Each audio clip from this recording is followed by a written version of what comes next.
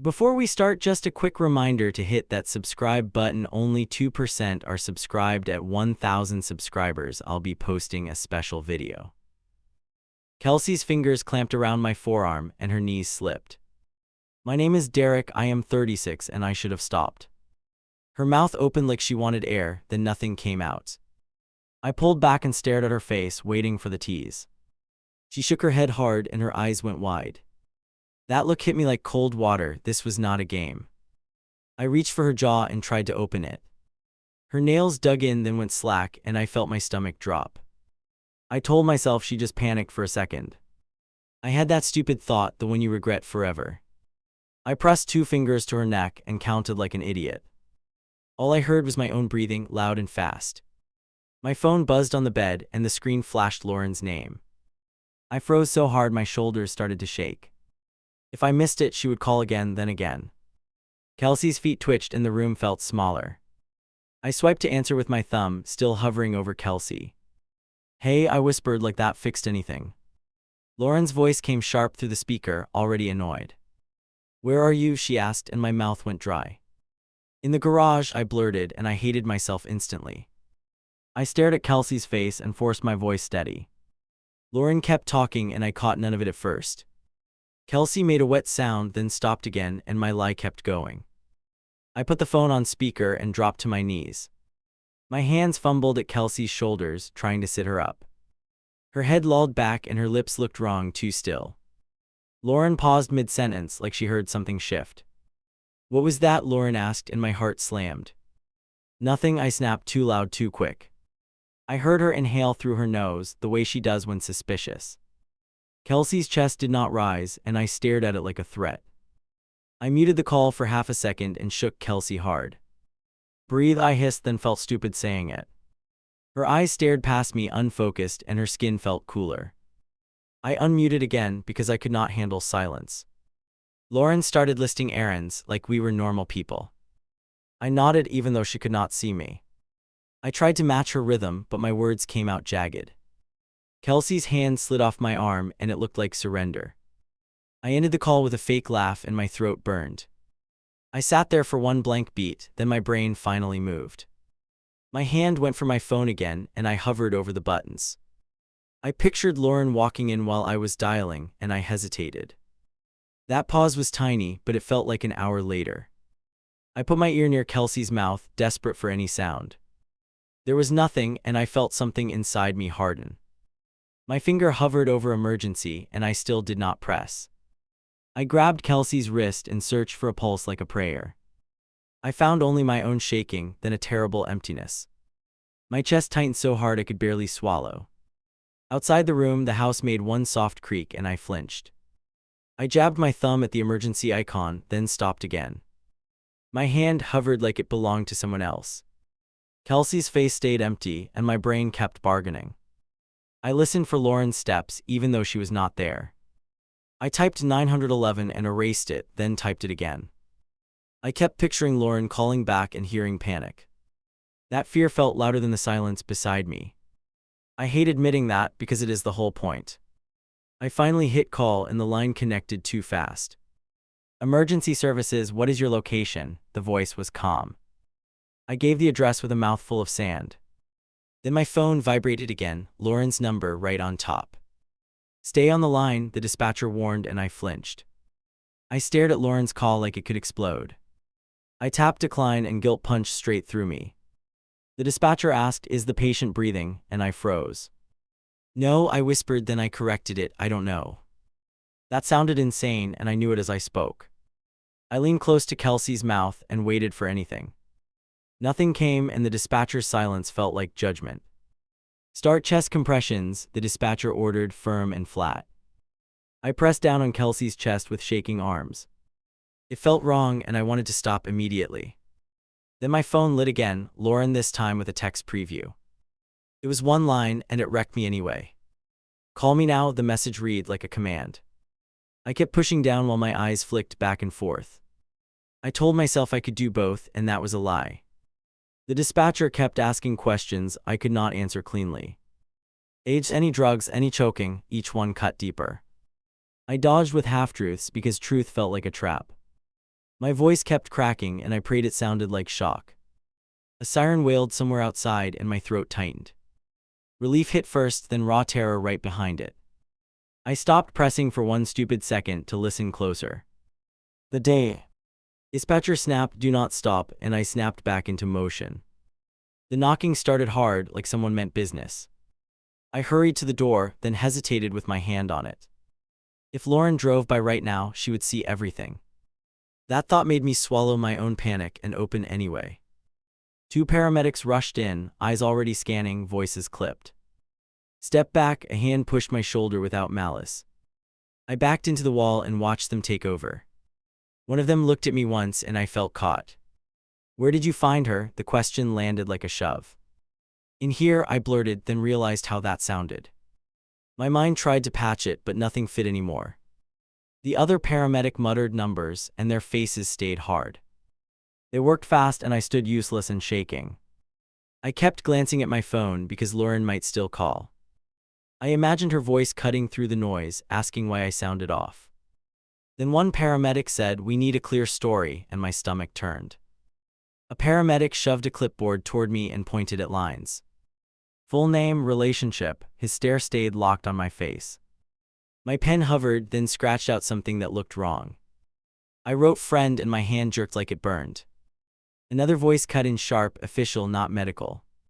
"Sir, step over here." A uniform filled the doorway. I took 2 steps and felt my legs wobble mid-stride. Kelsey's name sat inside my throat like a stone. "Tell me what happened." The cop held a small notepad. I opened my mouth and nothing useful came out. So I grabbed the first safe thing and tried to write it. I heard her cough. Even now that line makes me sick. He asked what time I arrived, and I guessed. He asked when she last spoke, and I guessed again. Each guess stacked on the last, and the pile started leaning. He kept writing without looking up, which felt worse.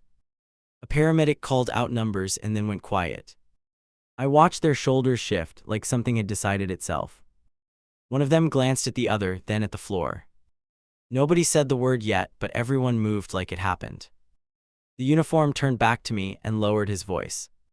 "Any substances involved?" His eyes flicked to my phone. I shook my head too fast, then forced myself slower. He nodded once, like he filed that away. I felt my phone vibrate again, and I did not look. The screen lit in my palm like a warning flare. I knew it was Lauren without even checking.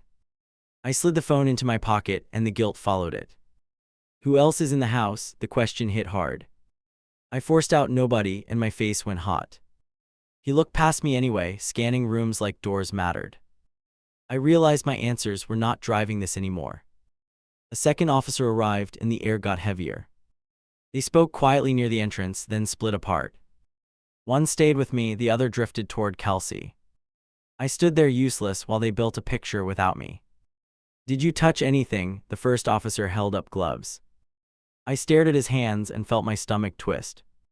I wanted to say I tried to help, and I swallowed it. Instead I nodded, and he watched my face change. They told me to wait outside, and I obeyed. My shoes hit the porch like I had never worn them before. Neighbors' curtains shifted, and I could feel eyes behind fabric. I kept my chin down, but the shame kept rising. A woman in scrubs stepped out and looked right at me. "Are you family?" Her tone stayed neutral, but her eyes did not. I said no, and it came out thin and small. She nodded once, then walked away like I was already done. My phone buzzed again, call after call, no stop. I answered on the 5th ring because silence was worse. "Why aren't you picking up?" Lauren's words snapped like rubber bands. I stared at the house and lied on instinct, and it tasted metallic. "I'm still at the gym." The sentence felt absurd and fragile. Lauren paused, and that pause carried weight. "You sound weird." Her voice dropped, careful now. I heard myself breathe into the speaker, and I hated that sound. "I'm fine." I pushed the words out like they could seal it. Lauren did not buy it, not fully, not even close. "Come home after," she said, and the order was gentle. My chest tightened because she had no idea what after meant. The detective arrived near midnight, not in uniform. He walked straight to me with a calm that felt practiced. "I'm Detective Harlan." He held up a badge, then tucked it away. "Let's go over your evening," and my pulse started racing again. He asked where I parked, and I pointed without thinking. He asked why my car faced the street and I stuttered. I tried to laugh it off and the sound came out wrong. He watched my mouth more than my hands like he expected a slip. You said you heard coughing. His voice stayed soft, almost polite. From where exactly? He waited like time belonged to him. I gave a direction then. Realized I had picked the wrong one. His pen stopped and that tiny pause felt like a trapdoor. He leaned closer, still calm, still steady. Your timeline jumps. He tapped the page once, not hard. People in shock still remember sequence. He let that sit. I swallowed and my throat made a small click in the quiet. You called emergency services at a specific minute. He lifted his phone. Before that you had another call. His eyes met mine. I felt blood rush into my ears, loud as a siren. He did not say Lauren's name yet, and that scared me more. I tried to explain it as a normal call, nothing more. The words piled up, then tripped over each other. He let me talk until I ran out of air. Then he asked, why did you answer her before calling for help? I blinked hard and felt tears threaten, which made me angry. I wanted to be the guy who did the right thing. But the truth was uglier, and it was sitting between us. I stared at his pen and realized he already had my answer. He ended the interview with one last quiet line. Don't leave town, he said it like advice, not a threat. Then he walked away and the night felt colder than before. I stood there thinking about Lauren's voice and how close it was. Lauren grabbed my phone the second I walked in. Not gently, not playful, just a clean snatch. Her thumb hit the side button, then her eyes narrowed. She stared at the silent icon like it insulted her. Why is this on? Her voice stayed low. I reached for the phone and stopped halfway. She pulled it back against her chest, guarding it. I felt my face tighten before I could stop it. I forgot I tried and the words sounded flimsy. Lauren tilted her head like she was weighing my tone. Forgot during 3 calls, she tapped the screen twice. My mouth opened and closed with nothing useful coming out. She walked toward the kitchen and I followed too close. Lauren set the phone down and slid it away from me. She pointed at the missed calls list, then at my eyes. Tell me what happened. The calm in her voice scared me. I tried to act annoyed like she was overreacting. It came out wrong, like I was reading a script. Lauren's gaze did not move, not even a little. She waited the way detectives wait, and that hit me hard. Work stuff, I muttered, and I hated myself again. Lauren crossed her arms and leaned back against the counter. Work stuff at midnight, she smiled without warmth. My stomach twisted because she had already moved past believing me. She picked up my wallet and flipped it open fast. Not to steal, not to snoop, for fun. She slid out the detective's card like she knew it existed. Her eyes flicked to my face, then back to the card. Why does a detective want you to call him? I reached for it and she yanked her hand away. That's not an answer, her voice turned sharper. I felt my throat lock because any truth sounded lethal. I tried to half laugh to buy time and it failed. Lauren did not blink, she just watched me try. You lied about where you were, she said it like math. My skin prickled because she was right and she knew it. She unlocked my phone with the code she still remembered. That alone should have told me everything about us. Her fingers moved fast, straight to my recent calls. I saw the number of dials and felt my heart stumble. You called emergency services. Lauren's tone went flat. My hand lifted, then dropped like my body gave up. Lauren scrolled without looking at me, focused and steady. Then you called me, she looked up on that last part. I tried to talk, but she cut me off with one finger. Don't, that single word landed heavy. She clicked into my messages and I felt my lungs shrink. The screen reflected in her eyes and I knew it was over. She searched a name quick and sure. My stomach sank because she did not guess the right letters. She already knew which letters to type. The thread popped up and she did not move for a beat. Kelsey, Lauren said it like she was testing poison. I flinched, which was the worst possible response. Lauren's jaw tightened, then her thumb started scrolling again. Her breathing stayed controlled, and that control felt dangerous. You told me you were with Mark. She held the phone out, angled so I could not avoid it.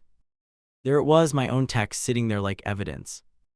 I felt my face burn because the lie had a timestamp. I tried to grab the phone and Lauren stepped back. Not fast, just enough to show she expected it. Don't touch me, her voice stayed quiet and it cut deeper. I froze with my hands half raised like a caught thief. Okay, the word fell out of me weak and small. Lauren pointed to the couch without looking away.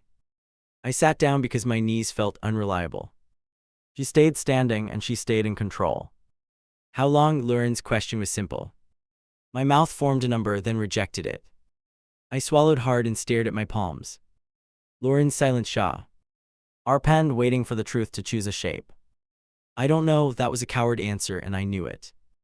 Lauren's eyes flashed, then went blank again. You know, she took one step closer and I shrank into the couch. My throat tightened because she was not asking anymore. She set the phone down like she was setting a weapon. Then she walked to the door and checked the lock. That small move hit me harder than yelling would have. It meant she was thinking about safety and about leaving. Did something happen tonight? Lauren asked it like she already held the ending. I heard the question and felt my mind sprint. I could tell her part of it or lose everything at once. I tried to dodge with a softer lie like that was better. Lauren lifted her hand and cut the air, stopping me. Don't insult me, her voice cracked on the last word. Her eyes shined but she refused to blink. She grabbed her keys, then paused and looked back at me. If I find out from someone else, she stopped herself. That unfinished threat sat between us, huge and ugly. I watched her hand tremble and realized I was not the victim here. Lauren slammed my phone onto the table and stepped back. Her hand shook once, then she clenched it into control. Start talking, her eyes did not soften for a second. I felt the lie line up again, ready to run. I tried to stand, but my legs refused the timing. My mouth moved and nothing clean came out. Lauren pointed at me like she could pin me down. Don't you dare spin this, she warned, and I flinched. I went for the safest confession first, like a coward. It was an affair, the words hit the room and stayed there. Lauren blinked slow, like her brain rejected the sound. Then her face went still, too still. She didn't scream, which made it worse. She took one breath, then another, like she was counting. Say her name, the demand was quiet and heavy. My throat tightened because I knew what came next. I said it and Lauren's jaw twitched hard. She dragged a chair out and sat like her knees gave. Her fingers dug into the seat edge until knuckles showed. How long? She asked, and I felt time turn into a weapon. I started with a number, then changed it mid-word. Lauren lifted her eyes and I saw contempt land there. Try again, she spoke like a judge, not a spouse. My tongue stuck and I hated myself for hesitating. I don't know, I tried that line again and it failed again. Lauren stood up fast and the chair scraped once. She moved closer until I could not avoid her. You know, every time you lied, she said, and I shrank. I tried to defend myself because that's what I do. We were stressed, the excuse sounded pathetic right away. Lauren's mouth curled like she tasted something rotten. Don't blame me, she snapped, and my chest tightened. She picked up her keys again and jabbed them at me. Tonight, her eyes hardened on that single word. What happened tonight? She did not phrase it like a question. I felt the truth pushing at my teeth and I fought it. I tried to hand her a smaller truth, like a bargain. I got questioned, I kept my eyes low like that helped. Lauren's stare drilled into the top of my head anyway. Why? She asked, and the room felt airless. I whispered there was an emergency. Lauren's lips parted, then pressed shut hard. An emergency with her, she said it like she already knew. My stomach lurched because she was walking right to it. I nodded once and it felt like stepping off a ledge. Lauren's hands opened and closed like she wanted to grab something. Is she hurt? Her words cracked on the last part. I didn't answer fast enough and her eyes changed. Lauren's voice dropped into something I had never heard. Is she dead? The sentence landed flat, no emotion attached. I tried to breathe, but it came out in a shaky rush. My silence did the talking and Lauren saw it. She covered her mouth for 1 second, then dropped her hand. No, the word came out like disbelief, not denial. She took 2 steps away, then turned back sharp. Tell me exactly, she demanded, and my mind ran. I started with the sanitized version, the one that protects me. She choked. I kept it short because longer sounded worse. Lauren's eyes stayed locked on mine, waiting for the next part. And you? She pressed, and I felt my skin go cold. I called for help, that was true, and I clung to it. Lauren tilted her head, unimpressed, not convinced. How fast? She tapped her nails once against her palm. I hesitated, and that hesitation betrayed everything again. I tried to explain panic like it was an excuse. My head was spinning. I hated how weak that sounded. Lauren stepped closer and pointed at my chest. You chose yourself, she said, and I had no argument. I tried to say it was an accident because it started that way. But the longer I talked, the uglier it got. I admitted the call from Lauren came in right then. Lauren's eyes narrowed like she was watching me disappear. Did you answer me? Her voice turned sharp at the edges. I nodded once and my stomach clenched in shame. Lauren's face pulled back like I had slapped her. You were talking to me while she couldn't breathe, she whispered. I opened my hands like that made me harmless. I thought she would recover. I heard myself and cringed. Lauren's shoulders shook once and her laugh came out broken. You thought, she repeated, and it sounded like hate. She grabbed my phone again and unlocked it without looking down. Her fingers moved steady, way steadier than mine. She scrolled, then stopped, then looked at me like a stranger. You delayed, she said, and that word ruined me. I tried to deny it because denial is muscle memory. It was seconds. I said it too quickly, too desperate. Lauren shook her head slow, like she was done listening. Seconds can kill, she said, and her eyes did not blink. She walked to the sink and turned the water on. She held her hands under it like she needed proof she existed. Then she shut it off and faced me again. Did you let her die? She asked, and my heart dropped. I wanted to say no because no sounds human. But yes lived behind it, waiting like a shadow. I didn't stop it, I admitted, and my voice went thin. Lauren stepped back like the floor shifted under her. She stared at me for a long beat, then grabbed her keys. I'm calling him. Her voice was calm again, which terrified me. I reached out, then pulled my hand back at the last second. Lauren's gaze cut at me, warning me not to touch. She dialed the detective right there, no hesitation. The ring sounded loud in the quiet, each one a punch. When he answered, Lauren spoke clear and clipped. My husband needs to talk, she said, and handed me the phone. My hand shook so badly I almost dropped it. The detective's tone came through steady, like he expected this. Are you ready to be honest? The question was simple. I looked at Lauren's face, and I realized I had nothing left. I told him I answered Lauren before I called for help. I told him I lied about where I was and why. I stopped trying to polish it because polish only made it worse. Lauren stood behind me like a wall, and I felt trapped. The detective told me to stay put and wait. Those words sounded polite, but they were not. Lauren walked to the door and opened it, wide and final. Get out of my house, she said, and her voice did not waver. I stepped onto the porch with nothing in my hands. I heard a car slow down on the street, then speed up. I realized everyone would know soon, one way or another. I stood there waiting for headlights, and I deserved every second.